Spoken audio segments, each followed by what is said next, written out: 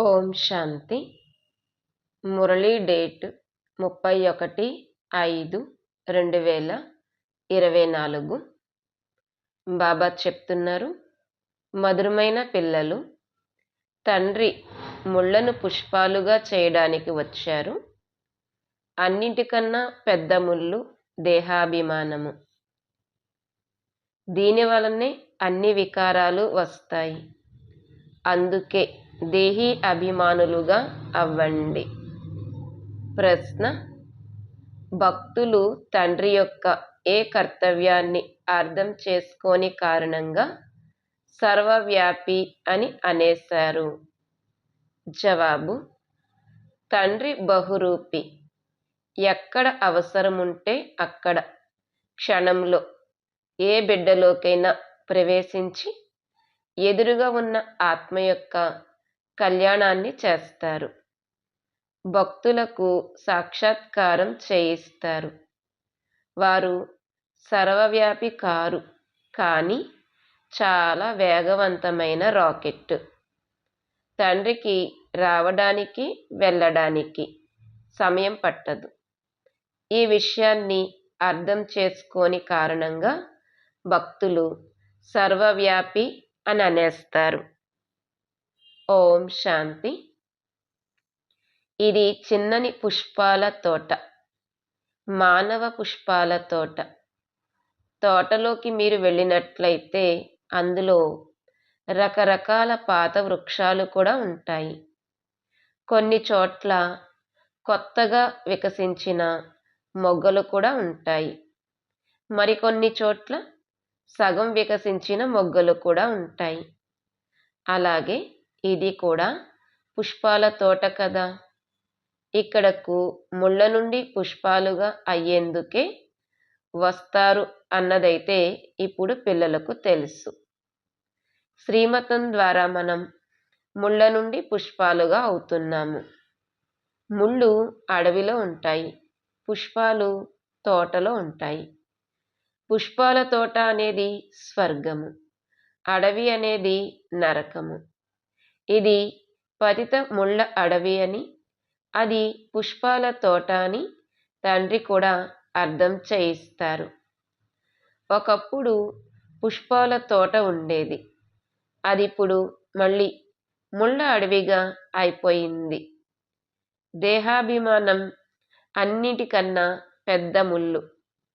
దాని తర్వాత మిగిలిన వికారాలన్నీ వస్తాయి. అక్కడైతే మీరు దేహీ అభిమానులుగా ఉంటారు. ఇప్పుడు నా ఆయువు పూర్తవుతుంది, ఇప్పుడు నేను ఈ పాత శరీరాన్ని వదిలి వెళ్ళి ఇంకొక శరీరాన్ని తీసుకుంటాను అనే జ్ఞానము ఆత్మలో ఉంటుంది. నేను గర్భమహల్లోకి వెళ్ళి విరాజమానమవుతాను అని సాక్షాత్కారం అవుతుంది. మళ్ళీ మొగ్గగా అవుతాము, మొగ్గ నుండి మళ్ళీ పుష్పముగా అవుతాము అనే జ్ఞానం ఆత్మకు ఉంది. సృష్టి చక్రం ఎలా తిరుగుతుంది అనే జ్ఞానం లేదు. ఈ శరీరం పాతది, ఇప్పుడు ఇంకా దీన్ని మార్చాలి అని కేవలం ఈ జ్ఞానం మాత్రమే ఉంటుంది. లోపల సంతోషం ఉంటుంది. కలియుగి ప్రపంచం యొక్క ఏ ఆచారాలు మొదలైనవేవి అక్కడ ఉండవు. ఇక్కడ లోక మర్యాదలు, కుల మర్యాదలు ఉంటాయి. తేడా ఉంది కదా. అక్కడి మర్యాదను సత్యమైన మర్యాద అని అంటారు. ఇక్కడైతే అసత్యమైన మర్యాద ఉంటుంది. సృష్టి అయితే ఉంటుంది కదా. ఎప్పుడైతే అసురీ సాంప్రదాయం ఉంటుందో అప్పుడే తండ్రి వస్తారు. అందులోనూ ఎప్పుడైతే దైవీ సాంప్రదాయం యొక్క స్థాపన జరుగుతుందో అప్పుడే వినాశనం జరుగుతుంది. కాబట్టి తప్పకుండా ఇది అసురీ సాంప్రదాయము. ఇందులోనే దైవీ గుణాల కలవారి సాంప్రదాయము స్థాపన అవుతుంది. యోగ బలము ద్వారా మీ జన్మ జన్మాంతరాల పాపాలు నశిస్తాయి అనేది కూడా అర్థం చేయించటం జరిగింది. ఈ జన్మలో కూడా ఏవైతే పాపాలు చేశారో వాటిని కూడా తెలియచేయవలసి ఉంటుంది. అందులోనూ విశేషమైనది వికారాల విషయము. స్మృతిలో బలం ఉంది. తండ్రి సర్వశక్తివంతుడు. సర్వులకు తండ్రి ఎవరైతే ఉన్నారో వారితో యోగాన్ని జోడించడం ద్వారా పాపాలు భస్మమవుతాయి అని మీకు తెలుసు. ఈ లక్ష్మీనారాయణులు సర్వశక్తివంతులు కదా. మొత్తం సృష్టి అంతటిపైన వీరి రాజ్యం ఉంది. అది ఉన్నదే కొత్త ప్రపంచము. అక్కడ ప్రతి వస్తువు కొత్తదే. ఇప్పుడైతే భూమి కూడా బంజరు భూమిగా అయిపోయింది. ఇప్పుడు పిల్లలైన మీరు కొత్త ప్రపంచానికి యజమానులుగా అవుతారు. కావున అంతటి సంతోషము ఉండాలి.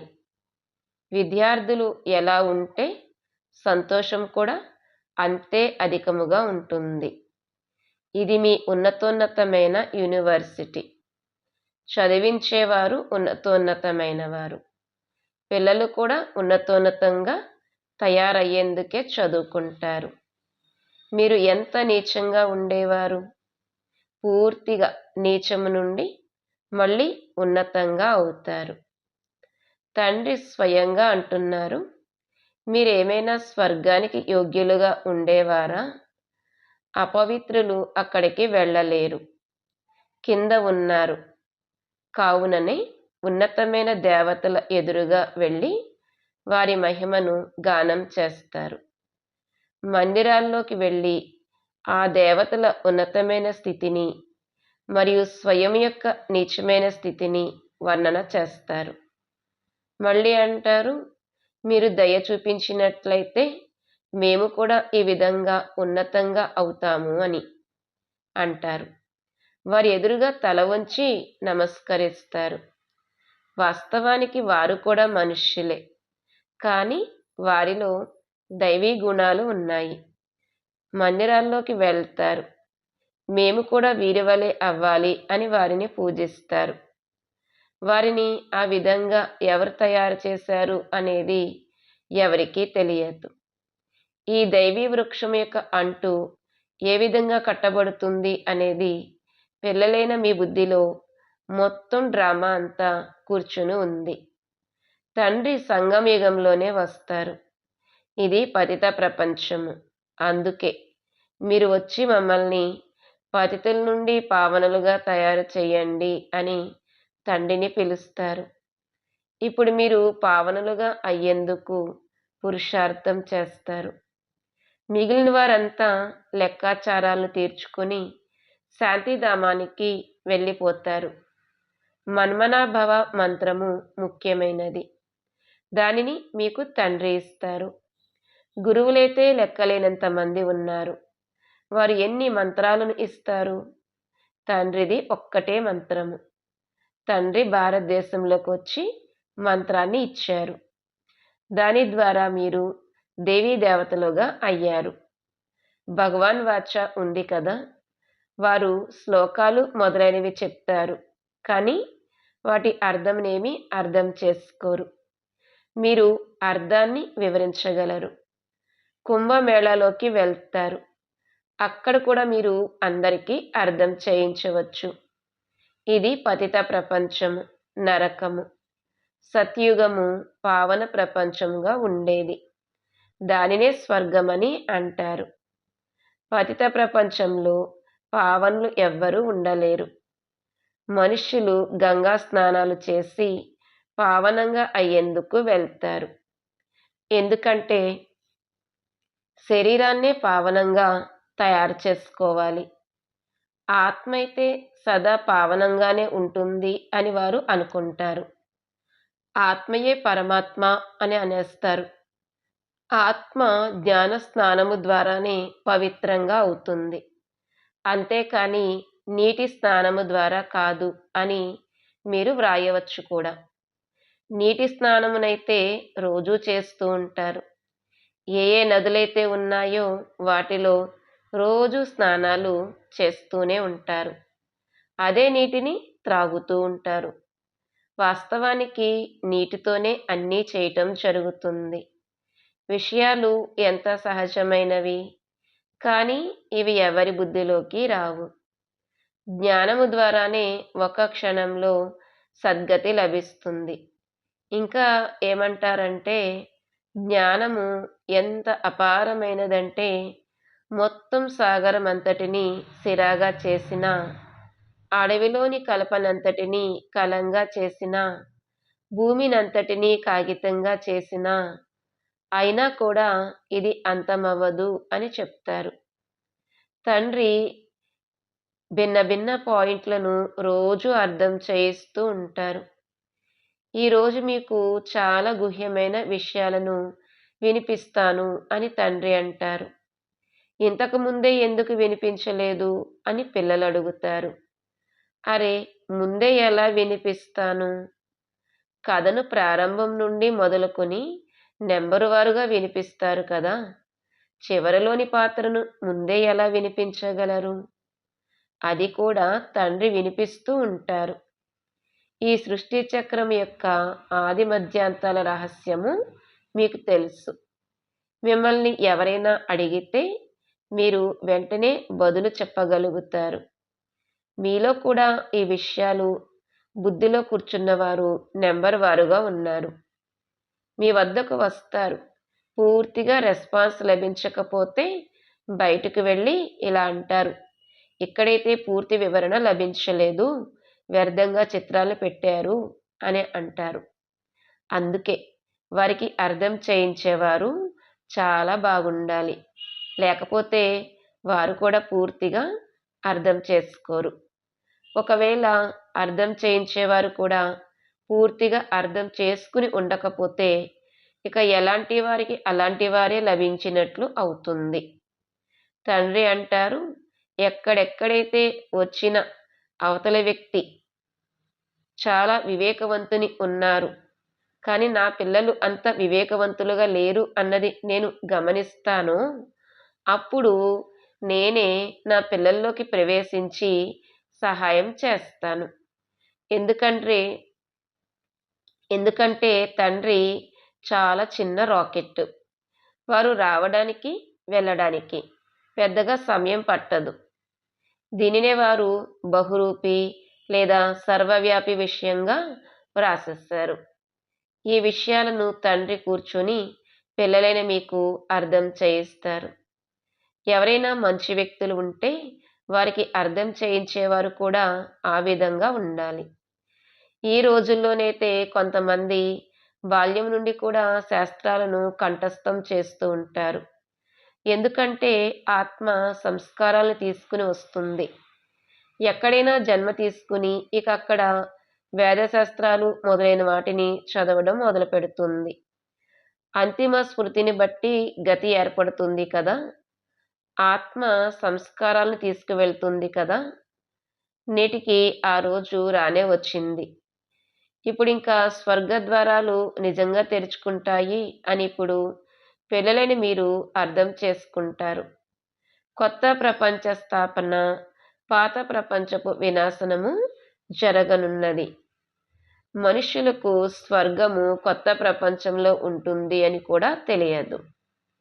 మీరు సత్యాతి సత్యమైన సత్యనారాయణుడి కథను లేదా అమరనాథుని కథను వింటున్నారని పిల్లలైన మీకు మాత్రమే తెలుసు.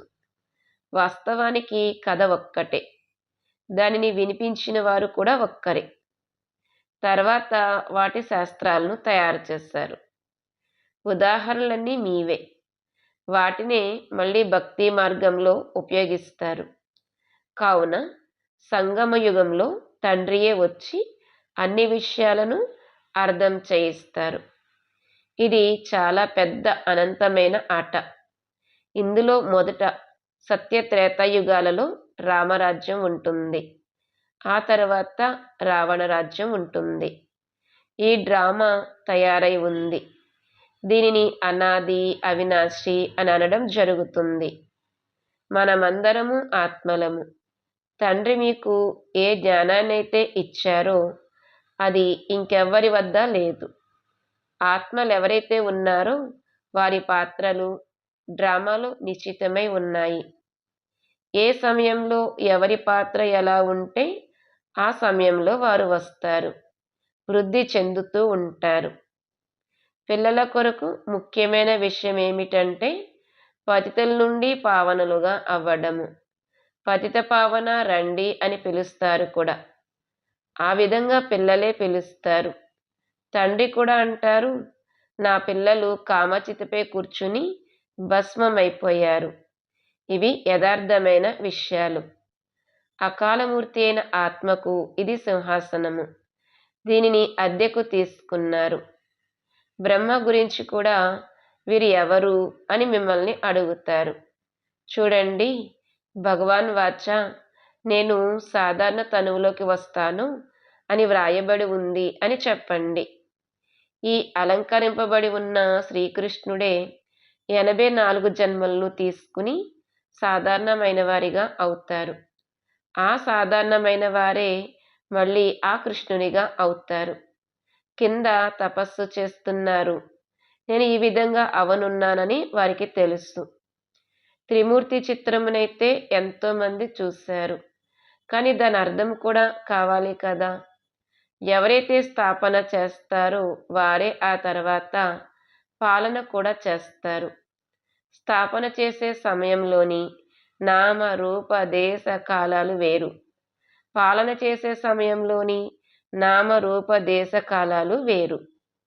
ఈ విషయాలను అర్థం చేయించడమైతే చాలా సహజము. వీరు కింద తపస్య చేస్తున్నారు, మళ్ళీ ఈ విధంగా అవనున్నారు. వీరే 84 జన్మలను తీసుకుని ఈ విధంగా అవుతారు. ఇది ఎంత సహజమైన ఒక్క క్షణం యొక్క జ్ఞానము. మేము ఇటువంటి దేవతలుగా అవుతామని బుద్ధిలో ఈ జ్ఞానం ఉంది. 84 జన్మలు కూడా ఈ దేవతలే తీసుకుంటారు. ఇంకెవరైనా తీసుకుంటారా? తీసుకోరు. 84 జన్మల రహస్యాన్ని కూడా పిల్లలకు అర్థం చేయించారు. మొట్టమొదట వచ్చేవారు దేవతలే. చేపలది బొమ్మ ఒకటి ఉంటుంది కదా. చేప ఇలా కిందకు వస్తుంది, మళ్ళీ పైకి వెళ్తుంది. అది కూడా మెట్ల వంటిదే. భ్రమరము, తాబేలు మొదలైన వాటి ఉదాహరణలు ఏవైతే ఇవ్వడం జరుగుతుందో అవన్నీ ఈ సమయానికి చెందినవే. భ్రమరములో కూడా ఎంత తెలివి ఉందో చూడండి. మనుష్యులు తమను తాము చాలా తెలివైన వారిగా భావిస్తారు, కానీ తండ్రి అంటారు, భ్రమరికి ఉన్నంత తెలివి కూడా లేదు. సర్పం పాత కుబుసాన్ని వదిలి కొత్తది తీసుకుంటుంది. పిల్లలను ఎంత వివేకవంతులుగా తయారు చేయటం జరుగుతుంది. వివేకవంతులుగా మరియు యోగ్యులుగా తయారు చేస్తారు. ఆత్మ అపవిత్రంగా ఉన్న కారణంగా యోగ్యంగా లేదు. కావున దానిని పవిత్రంగా తయారు చేసి యోగ్యంగా తయారు చేయటం జరుగుతుంది. అది ఉన్నదే యోగ్యమైన ప్రపంచము. ఈ మొత్తం సృష్టిని అంతటినీ నరకము నుండి స్వర్గముగా తయారు చేసే పని ఒక్క తండ్రిదే. స్వర్గము ఎలా ఉంటుంది అనేది మనుష్యులకు తెలియదు. స్వర్గము అని దేవీ దేవతల రాజధానిని అనడం జరుగుతుంది. సత్యుగంలో దేవీ దేవతల రాజ్యం ఉంటుంది. సత్యుగి కొత్త ప్రపంచంలో మనమే రాజ్యం చేసేవారమని మీరు అర్థం చేసుకున్నారు. 84 జన్మలను కూడా మనమే తీసుకున్నాము. ఎన్నిసార్లు రాజ్యాన్ని తీసుకున్నారు మరియు పోగొట్టుకున్నారు అనేది కూడా మీకు తెలుసు. రాముని మతం ద్వారా మీరు రాజ్యాన్ని తీసుకున్నారు, రావణుని మతం ద్వారా రాజ్యాన్ని పోగొట్టుకున్నారు. ఇప్పుడు మళ్ళీ పైకి ఎక్కేందుకు మీకు రాముని మతం లభిస్తుంది, కింద పడేందుకు కాదు. చాలా మంచి రీతిలో అర్థం చేయిస్తారు, కానీ భక్తి మార్గపు బుద్ధి ఎంతో కష్టం మీద మారుతుంది. భక్తి మార్గంలో ఆర్భాటము ఎంతగానో ఉంటుంది. అది ఊబి వంటిది. పూర్తిగా మెడ వరకు అందులో మునిగిపోతారు. ఎప్పుడైతే అందరి అంతము జరుగుతుందో అప్పుడు నేను వస్తాను. అందరినీ జ్ఞానంతో ఆవలి తీరానికి తీసుకువెళ్తాను. నేను వచ్చి ఈ పిల్లల ద్వారా కార్యాన్ని చేయిస్తాను. తండ్రితో పాటు సేవ చేసేవారు బ్రాహ్మణులైన మీరే. మిమ్మల్ని ఈశ్వరీయ సేవాదారులని అంటారు. ఇది అన్నిటికన్నా శ్రేష్టాతి శ్రేష్టమైన సేవ. ఈ విధంగా చెయ్యండి అని పిల్లలకు శ్రీమతము లభిస్తుంది. వారిలో నుండి ఎన్నుకోబడిన కొంతమంది వెలువడతారు. ఇది కూడా కొత్త విషయమేమీ కాదు. కల్పపూర్వము కూడా ఎంతమంది దేవీ దేవతలు వెలువడ్డారో వారే మళ్ళీ వెలువడతారు. ఇది డ్రామాలో నిశ్చితమై ఉంది. మీరు కేవలం సందేశాన్ని చేర్చవలసి ఉంటుంది. వాస్తవానికి ఇది చాలా సహజము. ఎప్పుడైతే భక్తి ఫుల్ ఫోర్స్లో ఉంటుందో అప్పుడే భగవంతుడు కల్పపు సంగమ యుగంలో వస్తారని మీకు తెలుసు. తండ్రి వచ్చి అందరినీ తీసుకువెళ్తారు. మీపైన ఇప్పుడు బృహస్పతి దశ ఉంది. అందరూ స్వర్గంలోకి వెళ్తారు. కానీ చదువులో నెంబర్ వారుగా ఉంటారు. కొందరిపై మంగళ దశ, కొందరిపై రాహు దశ కూర్చుంటుంది. అచ్చా, మధురాతి మధురమైన సిక్కీలదే పిల్లలకు మాతాపిత బాప్దాదాల ప్రియ స్మృతులు మరియు గుడ్ మార్నింగ్. ఆత్మీక పిల్లలకు ఆత్మీక తండ్రి నమస్తే. ఆత్మీక తండ్రికి ఆత్మీక పిల్లల యొక్క ప్రియ స్మృతులు నమస్తే మరియు గుడ్ మార్నింగ్. ధారణ కోసం ముఖ్యమైన పాయింట్స్. మొదటి పాయింట్, యోగ్యంగా మరియు వివేకవంతులుగా అయ్యేందుకు పవిత్రంగా అవ్వాలి. మొత్తం ప్రపంచమంతటిని నరకం నుండి స్వర్గంగా తయారు చేయడానికి తండ్రితో కలిసి సేవ చేయాలి. ఈశ్వరీయ సేవాదారులుగా అవ్వాలి. రెండో పాయింట్, కలియుగి ప్రపంచపు ఆచార వ్యవహారాలను, లోక మర్యాదలను, కుల మర్యాదలను వదిలి సత్యమైన మర్యాదలను పాలన చేయాలి. దైవీ గుణాలతో సంపన్నులుగా అయ్యి దైవీ సంప్రదాయాన్ని స్థాపన చేయాలి. వరదానము, అపవిత్రత యొక్క అంశమైన సోమరితనాన్ని మరియు నిర్లక్ష్యాన్ని త్యాగం చేసే సంపూర్ణ నిర్వికారి భవ. అపవిత్రత యొక్క అంశమైనటువంటి సోమరితనాన్ని, నిర్లక్ష్యాన్ని త్యాగము చేసే సంపూర్ణ నిర్వికారి భవ. వరదానం యొక్క వివరణ, దినచర్యలోని ఏ కర్మలోనైనా కింద మీద అవ్వటము, సోమరతనంలోకి రావటము లేక నిర్లక్ష్యులుగా అవ్వటము ఇది వికారం యొక్క అంశము. దీని ప్రభావము పూజనీయులుగా అవడం పైన పడుతుంది. ఒకవేళ మీరు అమృత వేళలో స్వయాన్ని జాగృత స్థితిలో అనుభవం చెయ్యకపోతే తప్పదు అన్నట్లుగా లేక సోమరితనంతో కూర్చున్నట్లయితే పూజారులు కూడా తప్పదు అన్నట్లుగా లేక సోమరితనంతో పూజ చేస్తారు. కావున సోమరితనాన్ని లేక నిర్లక్ష్యాన్ని కూడా త్యాగం చేయండి. అప్పుడు సంపూర్ణ నిర్వికారులుగా అవ్వగలుగుతారు.